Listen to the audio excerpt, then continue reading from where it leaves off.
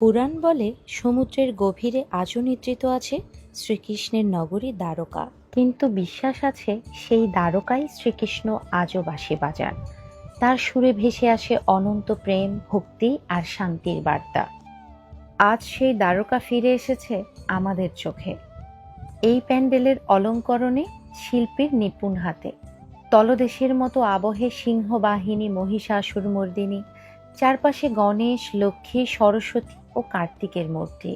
এই সমুদ্রতলেই আজ মায়ের আগমন, সাথে এসেছে তার সন্তানেরা।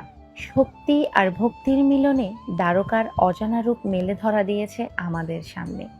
তোমার চোখে দ্বারকা মানে শুধু পুরাণ নয়, এ এক অনুভূতি যেখানে ভক্তি মিশেছে সৌন্দর্যের সঙ্গে, আর মায়ের আরাধনা মিলেছে শ্রীকৃষ্ণের সুরেলা বাঁশির সাথে। তাই এবছরের শ্মশানেশ্বর শিব বিগ্রহ মন্দির সেজেছে এই অনন্য রূপে। সবাইকে আমন্ত্রণ রইল এই পুজো মণ্ডপে। প্রতিবারের মতো এবারের দুর্গোৎসবেও অনন্য সাজে সেজে উঠেছে শ্রী শ্রী শ্মশানেশ্বর শিব বিগ্রহ মন্দির। ভক্তদের পদচারণায় মুখরিত এই প্রাঙ্গণ যেন আলো, রং আর ভক্তির এক অপূর্ব মিলন ক্ষেত্র। তাদের এবারের ভাবনা দ্বারকা, প্রতিমা রূপশ্রী শিল্পালয়, মণ্ডপসজ্জা কাল্পনিক ইভেন্টস, আলোকসজ্জা 19 লাইট হাউস। আমি দর্শন করে এসেছি তাদের এবারের আয়োজন। আপনারাও কিন্তু পরিবার পরিজন নিয়ে দর্শন করে আসতে পারেন অতল সমুদ্রের অনন্ত সাম্রাজ্য দ্বারকা।